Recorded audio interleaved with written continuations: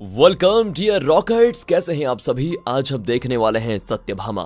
ये मूवी एक जाबाज महिला एसीपी सत्या की कहानी को दिखाएगी, जिसके हाथ एक ऐसा केस लगता है जिसमें सभी उसके अपोजिट हो जाते हैं, सभी उसके अगेंस्ट हो जाते हैं। तो वो कैसे उस केस से विक्टिम को न्याय दिलाएगी, आइए देखते हैं। तो मूवी की शुरुआत में हम सत्या को देखते हैं, जो कि सिविल ड्रेस में एक ट्रेन में बैठी होती है। और क्योंकि आजकल काफी न्यूज फैल रही थी कि पब्लिक प्लेसेस से लड़कियों के नाम और आईडी वगैरह की फोटो खींचने के बाद उन्हें गलत तरीके से एडिट करके लड़कियों को ब्लैकमेल किया जाता है, और इसी का पर्दाफाश करने सत्या भी लोकल ट्रेन में बैठी होती है। तभी एक लड़का उसकी आईडी और उसकी फोटो खींचने की कोशिश करता है। सत्या उसको देख लेती है और ये देखकर वो लड़का अपनी जान बचाकर वहां से भागना शुरू कर देता है। सत्या तुरंत अपने हैकर प्रॉक्सी को कॉल करती है और उन सारे इलाके के सीसीटीवी को हैक करने कहती है जहां से वो लड़का गुजर रहा होगा, ताकि उसके जरिए वो उस लड़के के अड्डे तक पहुंच पाए। और होता भी बिल्कुल ऐसा ही है। वो लड़का पुलिस से बचकर सीधे अपने अड्डे पर आ जाता है, जहां लड़कियों की फोटो एडिट करने का काम चल रहा है। तभी सत्या अपने साथियों के साथ वहां धावा बोलकर सभी को रंगे हाथों पकड़ लेती है। अब सत्या एक प्रेस कॉन्फ्रेंस के जरिए देश के सभी महिलाओं को शी टीम नाम के एक ऐप के बारे में बताती है, जिसे सत्या की टीम ने मिलकर बनाया है। उस ऐप के जरिए अगर कोई भी लड़की किसी भी मुसीबत में हो तो तुरंत वहां मदद के लिए पुलिस को बुला सकती है। और अब देखते देखते वो ऐप देश भर की लड़कियों तक पहुंच जाता है, जहां सभी अपनी सुरक्षा बढ़ाने के लिए उस ऐप को डाउनलोड कर लेते हैं। अगले सीन में हसीना नाम की एक लड़की सत्या के पास अपनी शिकायत लेकर आती है कि उसने घर से भागकर येदू नाम के एक टैटू आर्टिस्ट से शादी की थी, लेकिन अब येदू ने अपना असली रंग दिखाना शुरू कर दिया और वो डेली दूसरी लड़की को लाकर उसके साथ टाइम बिताता है। वो आगे बताती है कि मैंने येदू से डाइवोर्स की बात भी की, लेकिन वो मुझे डाइवोर्स देने को तैयार नहीं है। वहीं सत्या को हसीना के शरीर पर काफी चोट के निशान दिखाई देते हैं, जिसे जाहिर है येदू ने मार मार कर हसीना को दिए होंगे। ये देखकर सत्या तुरंत येदू को फोन लगाती है, उसे धमकाते हुए कहती है कि अगर दोबारा तुमने हसीना को परेशान करने की कोशिश की तो सीधे हवालात में आ जाओगे। ये सुनकर तो येदू भी काफी गुस्सा हो जाता है। सत्या यहाँ पर हसीना को अपना नंबर देकर कहती है कि अगर कभी भी मेरी जरूरत पड़े तो सीधे मुझे कॉल कर देना, बिना सोचे समझे मैं तुरंत आ जाऊंगी। सत्या वहां से अपने घर पर आ जाती है, जहां आज अमर नाम के लेखक के साथ उसकी शादी है। लेकिन अपनी शादी में वो इतना लेट पहुंचती है कि सारे मेहमान अपने घर जा चुके होते हैं। लेकिन अमर को इन सब से कोई फर्क नहीं पड़ता, वो तो हर हाल में सत्या का साथ देने वालों में से एक है। इसलिए वो अपने परिवार को समझा बुझाकर सत्या के साथ शादी के बंधन में बंध जाता है। लेकिन थोड़ी देर के बाद जब सत्या अपना फोन चेक करती है तो उसे पता चलता है कि हसीना ने करीब उसे 14 कॉल किए थे। एंड ये देखकर तो वो तुरंत हसीना को कॉल लगाकर उसके घर जाने के लिए निकल जाती है, जहाँ रास्ते में वो हसीना से बातें भी कर रही होती है। हसीना बताती है कि येदू गुस्से में घर पर आया और मुझे जान से मारने की धमकी दे रहा है। मैंने दरवाजा बंद किया हुआ है, आप जल्दी यहाँ पर आ जाओ वरना वो मुझको मार डालेगा। सत्या भी कहती है कि घबराओ मत, मैं तुरंत वहाँ पर पहुँच रही हूँ। लेकिन तभी दरवाजा तोड़कर येदू अंदर आ जाता है और अंदर आने के बाद वो हसीना को बहुत ही बुरी तरीके से मारना शुरू कर देता है। कहता है कि आखिर तुम्हारी हिम्मत कैसे भी पुलिस को बताने की। कुछ देर के बाद सत्या हसीना के घर पर आ जाती है और वहां आने पर उसे येदू हसीना के गले पर चाकू रखे हुए दिखाई देता है। सत्या उसको हटाने को भी कहती है, लेकिन वो उसकी एक नहीं सुनता और सत्या के सामने ही वो हसीना के गले पर चाकू लगा देता है। सत्या येदू पर गोलियां चलाने की कोशिश करती है ताकि वो उसको रोक पाए, पर तब भी येदू वहां से भाग निकलता है। सत्या हसीना के पास जाती है, जो बेचारी अपनी आखिरी सांसें गिन रही होती है। वो कहती है, मेरे छोटे भाई इकबाल का ख्याल रखना, माँ के गुजर जाने के बाद मैं ही उसके लिए सब कुछ थी। इतना कहकर दोस्तों वो अपना दम तोड़ देती है। ये देखकर सत्या को भी काफी बुरा लगता है कि मैंने उसके कॉल्स पहले क्यों नहीं देखे। वैसे दोस्तों उसने अपनी तरफ से पूरी कोशिश तो की, लेकिन वो हसीना को बचा नहीं पाई। अगले दिन सत्या हसीना के जनाजे में आती है, जहाँ पर इकबाल सत्या को देखकर काफी ज्यादा गुस्सा हो जाता है, क्योंकि सत्या ने उसकी बहन से वादा किया था कि वो उसकी रक्षा जरूर करेगी, लेकिन तब भी वो उसको बचा नहीं पाई। एंड वो अपना गुस्सा दिखाने के लिए सत्या को हसीना के फोन से कॉल भी करता है कि मेरी बहन ने तुम्हें 14 बार कॉल किए, अगर पहली कॉल उठा ली होती तो आज मेरी बहन जिंदा होती। एंड ये देखकर सत्या को भी काफी बुरा लगता है कि शायद मेरी ही गलती थी, जिससे बेचारी हसीना की जान चली गई। अब पब्लिक प्लेस पर फायरिंग करने के आरोप में सत्या से उसकी गन भी छीन ली जाती है। उसे तो सस्पेंड भी किया जा सकता था, लेकिन सत्या के सीनियर ऑफिसर जोसेफ के कहने पर सस्पेंशन को रोक दिया जाता है। इसके बाद सत्या येदू की तलाश करना शुरू कर देती है, लेकिन वो उसे कहीं नहीं मिलता। साथ ही वो इकबाल को भी भरोसा दिलाने की कोशिश करती है कि मैं तुम्हारी बहन को इंसाफ दिलाऊंगी, पर इकबाल का भरोसा उस पर से उठ जाता है। उसे बिल्कुल भी यकीन नहीं होता कि कभी भी उसकी बहन को इंसाफ मिलेगा। अब हसीना के केस पर काम करते करते सत्या अपनी फैमिली पर ध्यान नहीं दे पा रही होती है। काफी दिन गुजर जाते हैं शादी के, लेकिन अभी तक सत्या ने अपने परिवार को कोई खुशखबरी नहीं दी होती है। डॉक्टर का कहना होता है कि सत्या टेंशन और एंजाइटी का शिकार है, जिस वजह से वो खुद पर ध्यान नहीं दे पा रही है। कुछ दिनों का आराम रहेगा तब जाकर वो ठीक हो पाएगी। लेकिन दोस्तों हम तो जानते ही हैं कि पुलिस का काम तो आराम वाला होता ही नहीं, इसलिए मजबूरन सत्या को भी काम करना ही पड़ रहा है। अगले सीन में जोसेफ सत्या को शी टीम से हटाकर क्राइम टीम में शामिल कर देता है और अब से शी टीम के सभी केसेस दूसरे ऑफिसर संभालेंगे। इस वजह से सत्या के हाथ से हसीना वाला केस निकल जाता है, लेकिन फिर भी वो ऐसे तो इस केस को छोड़ने वाली है नहीं। वो अपने दोस्त राजू जो कि अंडरकवर ऑफिसर है उसके साथ मिलकर येदू के तलाश को जारी रखती है और तलाश उसे उस लड़की तक पहुंचा भी देती है जिसके साथ येदू का चक्कर पहले रह चुका है। वहां आने के बाद सत्या को पता चलता है कि येदू तो एक नंबर का चीटर आदमी है। उसने इस लड़की को भी धोखा दे दिया और इसके साथ न जाने वो कितनी लड़कियों को धोखा दे रहा है। अब बेचारी सत्या हसीना के केस से तो परेशान थी कि तभी उसे खबर मिलती है कि इकबाल भी लापता हो चुका है। कल शाम से वो घर नहीं आया। ये केस प्रसाद नाम के पुलिस ऑफिसर के हवाले होता है, पर तब भी सत्या इसे लेने की कोशिश करती रहती है। लेकिन डीसीपी आनंद राव सत्या से कहता है कि जो प्रोटोकॉल बना है उसे ही फॉलो करो, दूसरे का केस लेने की जरूरत नहीं है। लेकिन फिर भी सत्या इस केस को छोड़ना नहीं चाहती थी। वो अलग से इस केस पर काम करना शुरू कर देती है क्योंकि हसीना को ना बचाने का दुख उसे अभी भी था और अब तो इकबाल भी लापता है तो वो खुद को कभी माफ नहीं कर पाएगी। अगले सीन में सत्या इकबाल के कॉलेज आती है। वहाँ के सीसीटीवी से उसको पता चलता है कि आखिरी बार इकबाल को यहीं पर देखा गया था, लेकिन प्रॉक्सी बताता है कि सीसीटीवी की फुटेज से छेड़छाड़ की गई है, कुछ पार्ट्स को तो कट भी किया गया है। इसलिए प्रॉक्सी आसपास की बिल्डिंग के सीसीटीवी को चेक करता है और चेक करने पर उन्हें पता चलता है कि एक BMW कार इकबाल के पास से गुजरी थी और उस कार की फुटेज को ही सीसीटीवी रिकॉर्डिंग से कट किया गया था। वो कार MP के बेटे ऋषि की होती है जो अक्सर इकबाल के कॉलेज में आया करता था। सत्या ऋषि से सीधे बात नहीं कर सकती थी क्योंकि वो MP का बेटा था, इसलिए वो पहले उसके खिलाफ सबूत इकट्ठा करने लग जाती है ताकि उसको रिमांड में ले सके। अब सत्या वहां से इकबाल के घर आती है जहां आने पर उसकी मुलाकात इकबाल की बचपन की दोस्त दिव्या से होती है। सत्या उसे कहती है, देखो मैं जानती हूँ तुम इकबाल की अच्छी दोस्त हो, लेकिन तुम्हारा ऋषि से क्या रिश्ता है उसके बारे में मैं तुमसे जानना चाहती हूँ, क्योंकि जब इकबाल के पिता उसके लापता होने की खबर मुझे देने आए थे तो वहाँ तुम्हारे साथ ऋषि भी मौजूद था। तब दिव्या बताती है कि इकबाल और मैं MBBS के स्टूडेंट्स हैं। पिछली क्लास से ही हम दोनों एक दूसरे के अच्छे दोस्त हैं। इकबाल पढ़ाई में जितना आगे है, लड़ने झगड़ने में उतना ही पीछे, यहाँ तक कि उसे खुद का स्टैंड लेना भी नहीं आता। साथ ही ऋषि से मेरी मुलाकात तब हुई जब वो हमारे ब्लड डोनेशन कैंप में आया था। कुछ दिनों की बातों से ही हम दोनों में अच्छी दोस्ती हो गई और ये दोस्ती धीरे धीरे प्यार में बदलने लग गई। लेकिन एक दिन जब कॉलेज का लड़का रमेश मुझे परेशान कर रहा था तब इकबाल ने उसको समझाया कि वो ऐसा ना करे, लेकिन रमेश ने उसकी एक नहीं सुनी और सीधा उसने मेरा हाथ पकड़ लिया। ये देखकर तो ऋषि को गुस्सा आ गया। उसने रमेश को तो मारा ही, साथ ही साथ उसने इकबाल को भी बहुत मारा कि आखिर उसने रमेश को मुझे हाथ लगाने क्यों दिया। इकबाल थोड़ा कमजोर था तो वो कुछ नहीं कर पाया। ये सारी बातें सुनकर सत्या को डाउट होने लगता है कि शायद ऋषि ने इकबाल को रास्ते से हटाने के लिए उसका अपहरण कर लिया हो ताकि वो और दिव्या एक साथ न हो पाए। अब इस बात का पता लगाने के लिए सत्या अपनी टीम के साथ ऋषि के ऑफिस पहुंच जाती है जहां ऋषि एक गेमिंग कंपनी का मालिक है। उसने एक वर्चुअल दुनिया वाला गेम बनाया है जिसके अंदर 2 रैंडम लोग खुद को अपनी पसंदीदा आइडेंटिटी बनाकर खेल सकते हैं। बेसिकली एक प्लेयर होगा जो VR लगाकर गेम में एंटर करेगा। गेम के अंदर मौजूद दूसरा प्लेयर पहले वाले प्लेयर के बारे में कुछ नहीं जान सकता कि उसके सामने जो प्लेयर है वो असल में कौन है। यहाँ तक कि अगर गेम में कोई कैरेक्टर लड़की है तो ये भी कंफर्म नहीं है कि असल में भी वो लड़की है या लड़का। तो अब गेम की जानकारी निकालने पर सत्या को पता चलता है कि ऋषि ने सबसे ज्यादा नेहा नाम की लड़की के साथ ये गेम खेला है और चैटिंग में नेहा के साथ साथ विजय नाम के किसी बंदे से भी बातें की है। विजय के साथ हुई बातचीत में ऋषि की भेजी हुई एक वॉइस रिकॉर्डिंग होती है। उसमें वो विजय से कह रहा होता है, देखो विजय, मैंने इकबाल को तुम्हारी बताई हुई जगह पर छोड़ दिया है और मैं वहां से जा भी चुका हूँ। अब तुम देखो उसका क्या करना है। ये सुनकर तो सत्या समझ जाती है कि ऋषि ने इकबाल का अपहरण किया है, इसलिए वो ऋषि को घसीटते हुए पुलिस स्टेशन लेकर आ जाती है। MP और आनंद उसको रोकने की कोशिश करते हैं क्योंकि DCP आनंद MP का चेला है और वो उसकी कही हुई सारी बात मानता है। पर तब जोसेफ आनंद को फोन करके कहता है कि देखो आनंद, इकबाल का केस मैंने सत्या को दे दिया है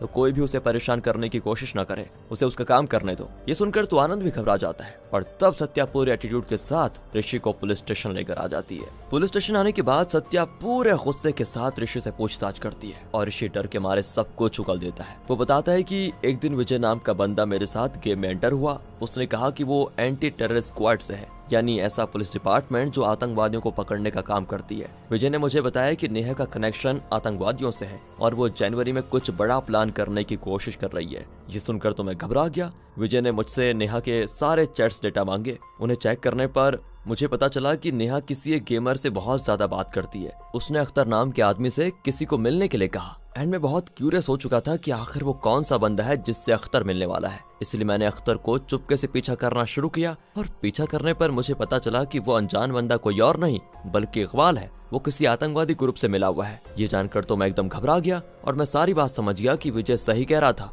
इसलिए विजय के कहने पर मैंने इकबाल का अपहरण कर लिया और उसे बेहोश करके विजय की बताई हुई जगह पर छोड़ दिया। लेकिन तभी होश में आकर उसने मेरा गला पकड़ लिया। एक सीधा साधा लड़का जिसे कभी लड़ना तक नहीं आया, वो इस तरह से मेरा गला पकड़ेगा मैंने कभी नहीं सोचा था। उसकी आंखों में मैंने जो गुस्सा देखा ना, उसको देखकर मुझे यकीन हो गया कि ये इकबाल अब पहले वाला नहीं रहा। इसलिए मजबूरन उसको धक्का देकर मैं वहीं से भाग गया। मैंने कुछ गलत नहीं किया। ये सारी बातें सुनकर तो सत्या अभी हैरान रह जाती है। वो तुरंत ऋषि की बताई हुई जगह पर जाती है जहाँ उसने इकबाल को छोड़ा था। वहां आने के बाद उसे इकबाल बहुत ही बुरी हालत में दिखाई देता है, क्योंकि जब ऋषि ने उसको धक्का दिया था तब लकड़ी का एक टुकड़ा उसके पेट में घुस गया था और घायल होने की वजह से वो कहीं भाग नहीं पाया। इसलिए तुरंत सत्या वहां पर एम्बुलेंस को बुलाती है। साथ ही जब इकबाल को उठाकर एम्बुलेंस में रखा जा रहा था ना, तब सत्या को उसके पास से हसीना का लॉकेट मिलता है, जो आखिरी बार वैसे येदू के पास था। अब इससे सत्या को लगता है कि शायद इन सब के पीछे येदू हो, जो इकबाल को फंसाने की कोशिश कर रहा हो, क्योंकि उसने मुझे चैलेंज किया था कि हिम्मत है तो उसको पकड़ कर दिखाए। अब हॉस्पिटल में लाने के बाद इकबाल कोमा में चला जाता है। अब इस चीज को जानकर तो एमपी एकदम घबरा जाता है कि ऋषि कहीं फंस न जाए। अब आनंद बताता है कि पहले तो ऋषि पर सिर्फ अपहरण का चार्ज लगता, लेकिन अब इकबाल की ऐसी हालत देखकर अटेम्प्ट टू मर्डर का भी चार्ज लगेगा। उसके साथ साथ इकबाल अगर आतंकवादी से मिला हुआ निकला तो ऋषि पे टेररिस्ट लिंक का भी चार्ज लग सकता है। इतना ही नहीं, अगर आखिर में इकबाल हॉस्पिटल में मर गया तो हत्या का भी चार्ज ऋषि पर ही लगने वाला है। इन शॉर्ट ऋषि बुरी तरह फंस गया और ये केस मेरे हाथ में भी नहीं है, तो मैं कुछ नहीं कर सकता। अब ये जानने के बाद कि ऋषि फंस चुका है और बचने का कोई रास्ता नहीं है, वो चुपके से घर छोड़कर ही भाग जाता है। सभी पुलिस वाले उसको ढूंढने में लग जाते हैं, पर वो कहीं नहीं मिलता। अगले सीन में जोसेफ अपना रिटायरमेंट अनाउंस कर देता है कि वो 3 दिनों में रिटायरमेंट ले लेगा। और दोस्तों, ये एमपी के दबाव में आकर जबरदस्ती हायर ऑफिसर्स ने जोसेफ को करने को कहा था। इसीलिए जोसेफ सत्या से कहता है कि देखो, तुम्हारे पास सिर्फ 3 दिन है। इन 3 दिनों के अंदर ही तुम्हें इकबाल और हसीना का केस सॉल्व करना होगा, वरना 3 दिन के बाद सीधे सीधे ये केस तुमसे ले लिया जाएगा और फिर तुम जानती हो कुछ नहीं हो पाएगा। ये सुनकर सत्या भी परेशान हो जाती है कि 3 दिन में कैसे केस सॉल्व होगा। अगले सीन में सत्या इकबाल, विजय और नेहा की जानकारी निकालने में लगी होती है। इकबाल का लैपटॉप, मोबाइल, सब कुछ उसको क्लीन मिलता है, यानी कि इकबाल का आतंकवादियों से कोई लिंक नहीं था। साथ ही विजय और नेहा की फेक प्रोफाइल थी जो उन्होंने गेम के लिए बनाई थी। असल में ये विजय और नेहा असल में कौन है, उनकी क्या पहचान है, ये कोई नहीं जानता। इसीलिए अब सत्या के पास आखिरी ऑप्शन अख्तर बचा है। उसी के जरिए वो नेहा और विजय तक पहुंच सकती है। इसलिए सत्या अपना चेहरा छुपाकर उस इलाके में पहुंच जाती है जहां पर अख्तर रहता है। वो वहां पर एक प्रोस्टिट्यूट बनकर आती है ताकि आसानी से अख्तर के घर पर जा सके, और होता भी बिल्कुल ऐसा ही है। अख्तर उसे अपने घर ले आता है। सत्या जैसे ही अख्तर के घर में आती है, उसे वहां पर कई सारे लोगों के पेपर्स दिखाई देते हैं जो सभी आतंकवादी संगठन में शामिल होना चाहते थे, और उन्हीं में इकबाल का भी पेपर होता है, जिसे सत्या तुरंत अपने पास रख लेती है, क्योंकि सत्या को पता था कि इकबाल आतंकवादी नहीं है, कोई उसे फंसाने की कोशिश कर रहा है। ये देखकर तो अख्तर समझ आता है कि सत्या कोई आम इंसान नहीं बल्कि एक पुलिस वाली है। इसलिए वो सत्या से लड़ना शुरू कर देता है, पर अख्तर उसे क्या मारता, इससे पहले सत्या उसकी हालत ही खराब कर देती है और इकबाल का पेपर लेकर आराम से चली जाती है। अगले सीन में सत्या को पता चलता है कि ऋषि दिव्या से बात कर रहा है, क्योंकि उन दोनों का फोन सत्या ने ट्रेस पर लगा दिया था। लेकिन जब तक ऋषि की लोकेशन निकाल कर वहां पर पहुंचा जाता, इससे पहले ही वो भाग जाता है। अब सत्या दोबारा इकबाल के घर आती है, जहां उसके पिता से बात करने के दौरान सत्या की नजर इकबाल की फैमिली फोटो पर पड़ती है, जिसमें उसको विजय दिखाई देता है। अब सत्या इकबाल के पिता से विजय के बारे में पूछती है, जिस पर वो कहते हैं कि ये मेरा साला रियाज है, ये इस्तांबुल में काम करता है। इसने तो हसीना को भी वहां ले जाने की बात की थी, लेकिन मुझे पता चला कि ये लड़कियों को वहां पर गलत काम करवाता है, इसलिए मैंने मना कर दिया। ये सुनकर सत्या हैरान हो जाती है कि अच्छा, रियाज को विजय बनाकर किसी ने ऋषि से बात की होगी। कोई तो ऐसा है जो विजय नाम के जरिए रियाज की सच्चाई सामने लाना चाहता था। फिर क्या था, सत्या रियाज को रिमांड में ले लेती है ताकि उससे पूछताछ कर पाए। लेकिन रियाज कहता है, देखो, मुझे नहीं मालूम कि ये विजय कौन है और ना ही मैंने कभी वो गेम खेला है। आप लोग बिना सबूत के मुझे रिमांड में नहीं ले सकते। पहले सबूत लेकर आओ, फिर पूछताछ करो। और अब सबूत न होने की वजह से मजबूरन उन्हें रियाज को छोड़ना पड़ता है। उसी तरह से उन्हें नेहा के बारे में भी जानकारी मिलती है। उसकी लोकेशन ट्रेस करने पर सत्या तुरंत उसके पास पहुंच जाती है, और बात करने पर सत्या को पता चलता है कि उसका असली नाम माया है और उसने भी कभी ऋषि का गेम नहीं खेला। तो वो नेहा बनकर ऋषि से बात कैसे कर सकती है? साथ ही ये माया वही लड़की होती है दोस्तों, जिसका येदू के साथ तब चक्कर चल रहा था जब हसीना जिंदा थी। सत्या फिर से परेशान हो जाती है कि ये हो क्या रहा है। घूम फिर कर गाड़ी एक ही जगह पर अटक जाती है कि आखिर इनके पीछे है कौन, जो रियाज और माया की फेक आइडेंटिटी से ऋषि को फंसा रहे हैं। पर तब भी सत्या उन दोनों के ऊपर अपने अंडरकवर एजेंट्स को लगा देती है ताकि वो माया और रियाज की हरकतों पर नजर रख पाए। वहीं ऋषि और दिव्या दोनों मिलकर उस आदमी का पता लगा रहे होते हैं जिस इंसान ने ऋषि को बेहोशी वाला इंजेक्शन दिया था। और वही इंजेक्शन लगाकर ऋषि ने इकबाल को बेहोश करके उसका अपहरण किया था। वो दोनों उस आदमी के घर पर पहुंच जाते हैं और तब वो आदमी बताता है कि एक लड़का आया था मेरे पास जिसने मुझे ये पैसे दिए थे और कहा कि ये इंजेक्शन तुम्हें दे दे। मुझे तो ये भी नहीं पता था कि वो इंजेक्शन था किस चीज का। अब अगले सीन में दिखाते हैं तो सत्या रियाज की सच्चाई सामने लाने के लिए पहले रियाज के ठिकाने पर आती है और वहां पर आने के बाद खुद को उनके हाथों पकड़वा भी देती है ताकि देख सके कि क्या सच में रियाज लड़कियों को इस्तांबुल भेजने का काम करता है या नहीं। और तब जैसे रियाज और उसके गुंडे सत्या को देखते हैं ना तो वो उसको पकड़कर एक कंटेनर में डाल देते हैं जिसके अंदर सत्या को करीब 12 लड़कियां दिखाई देती हैं जिन्हें इस्तांबुल भेजने की तैयारी की जा रही है। ये देखकर तो सत्या का शक यकीन में बदल जाता है और इस तरह उसे रियाज के खिलाफ सबूत भी मिल जाता है। लेकिन सबूत दूसरे पुलिस तक पहुंचाने के लिए पहले तो सत्या को यहाँ से बाहर निकलना होगा ना, इसलिए सत्या सभी लड़कियों के दुपट्टे से कंटेनर का दरवाजा खोलती है और बाहर आने के बाद शीटी मैप की मदद से बैकअप बुलाने की कोशिश करती है। लेकिन दुर्भाग्य से मोबाइल में नेटवर्क नहीं होता। तभी वहाँ पर रियाज के गुंडे आ जाते हैं जो सत्या के पीछे पड़े हुए हैं। पर तब सत्या नारी शक्ति दिखाते हुए उनको खूब धुलाई करती है। लेकिन एक अकेली लड़की कब तक मुस्टंडों का सामना कर पाती। वो सभी सत्या पर भारी पड़ जाते हैं और उसे जान से मारने की कोशिश भी करते हैं। लेकिन तभी भाग्य से वहाँ पुलिस की टीम पहुंच जाती है क्योंकि उन 12 में से एक लड़की सत्या का मोबाइल लेकर वहां से भाग निकली थी और काफी दूर पर आने के बाद उसको नेटवर्क भी मिल चुका था।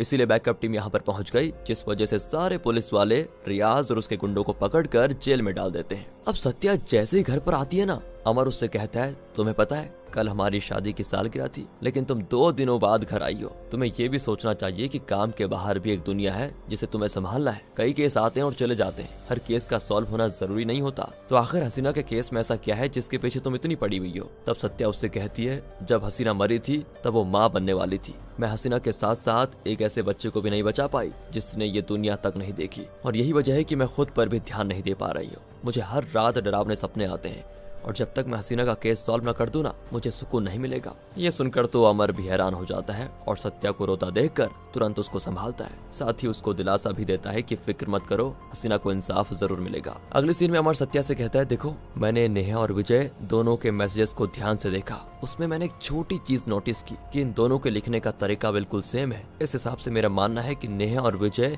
एक ही बंदा है जो 2 अलग अलग नाम से आईडी चला रहे हैं। सत्या भी ये सुनकर हैरान रह जाती है। अगले सीन में सत्या का अंडरकवर ऑफिसर उसे बताता है मैम मुझे पता चल गया है कि येदू अभी कहाँ पर है। इसलिए सत्या उसके पास तुरंत भागती है जहाँ वो एजेंट छुप कर उसे एक गन भी देता है। पर जब सत्या येदू के पास आती है ना वो उसकी हालत देखकर दंग रह जाती है क्योंकि येदू का पूरा शरीर सड़ चुका था। अजीब सी बीमारी हो गई थी उसे। यहाँ पर आने पर सत्या को ये भी पता चलता है कि येदू की यहाँ एक पत्नी भी है जो उसकी सबसे पहली पत्नी है। उसके बाद ही उसने शहर जाकर अलग अलग लोगों के साथ चीट करना शुरू किया। तब उसकी पत्नी बताती है कि करीब 1 साल पहले अचानक से इनको ये बीमारी हो गई और धीरे धीरे इनका पूरा शरीर सड़ने लग गया। एक डॉक्टर है वही इनका इलाज करते हैं। तब येदू की ऐसी हालत देखकर सत्या को याद आता है कि रमेश को भी इसी तरह की बीमारी हुई है जो अभी हॉस्पिटल में एडमिट है। वही रमेश दोस्तों जिसने आपको याद होगा दिव्या का हाथ पकड़ा था। फिर सत्या अमर को फोन करके विजय और नेहा के चैट्स चेक करने को कहती है कि क्या उसमें कुछ जगह पर एल अल्फाबेट मिसिंग है, जिसमें अमर हाँ में जवाब देता है कि हाँ कुछ जगह पर एल की बजाय आई यूज किया गया है। ये सुनकर सत्या को सारी चीजें समझ में आ जाती हैं कि इकबाल के कीबोर्ड में भी एल का बटन गायब था। वो येदू की पत्नी को इकबाल का फोटो दिखाकर कहती है क्या यही वो डॉक्टर है जो येदू का इलाज करता है। वो हाँ में जवाब देती है। इसका मतलब दोस्तों जिसे हम अभी तक मासूम समझ रहे थे वही असली मास्टरमाइंड निकला। पर ये सब करने के पीछे इकबाल का मकसद क्या था, चलिए आगे पता करते हैं। दूसरी तरफ जैसे इकबाल को होश आता है ना वो तुरंत दिव्या के घर पहुंच जाता है जहां उसे ऋषि दिखाई देता है, जिसको देखकर इकबाल ये बता देता है कि जिस नेहा और विजय ने मिलकर तुम्हें फंसाया वो दोनों कोई और नहीं बल्कि मैं ही हूँ। ये सुनकर ऋषि एकदम से गुस्सा हो जाता है और उससे पूछता है कि आखिर तुम्हें ऐसा हुआ क्या है, क्यों किया तुमने ऐसा। लेकिन तब इकबाल उसे किसी तरह का इंजेक्शन लगा देता है जिससे ऋषि को चक्कर आने लग जाते हैं। लेकिन उस इंजेक्शन में दवा की मात्रा काफी कम थी और ऐसा ही इंजेक्शन इकबाल ने येदू को भी लगाया था। और उसे जब ये पता चला कि पुलिस येदू को ढूंढ नहीं पा रही है तो उसने येदू की जानकारी निकालना शुरू कर दी और जैसे वो उससे मिला उसने ये इंजेक्शन उसके अंदर घुसा दिया।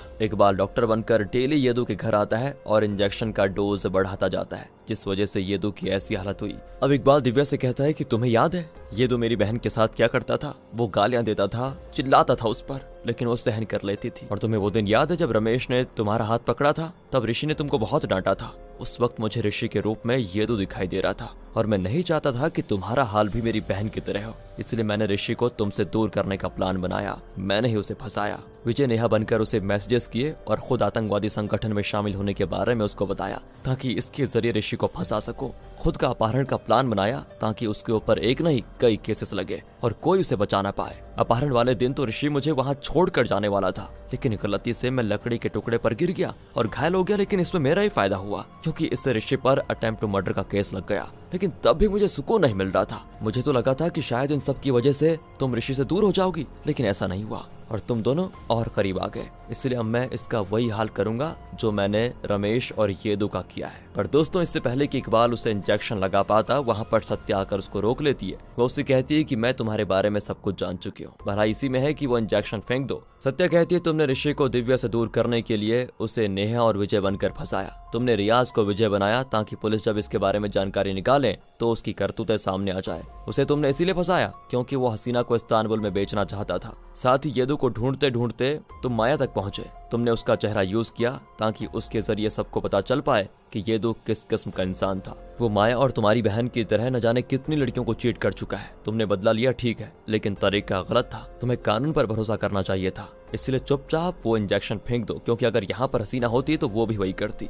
ये सुनकर इकबाल एकदम हैरान हो जाता है। तब उसे सत्या के अंदर उसकी बहन दिखाई देती है जो उस पर गन ताने हुई है। ये देखकर उसे समझ में आ जाता है कि शायद सत्या ठीक कह रही है और वो खुद को सरेंडर कर देता है। और अब मूवी के आखिर सीन में सत्या प्रेग्नेंट है क्योंकि हसीना को इंसाफ मिलने के बाद उसे डरावने सपने आने बंद हो गए। साथ ही वो अब अमर को भी टाइम देने लगी है और इसी मिक्स फीलिंग के साथ ये मूवी यहाँ पर खत्म हो जाती है। बाकी दोस्तों, अगर आपको वीडियो अच्छी लगी हो, एक्सप्लेनेशन अच्छा लगा हो तो लाइक कीजिए, चैनल को सब्सक्राइब। मिलते हैं अगली वीडियो में, ध्यान रखिएगा अपना and finally thanks for watching.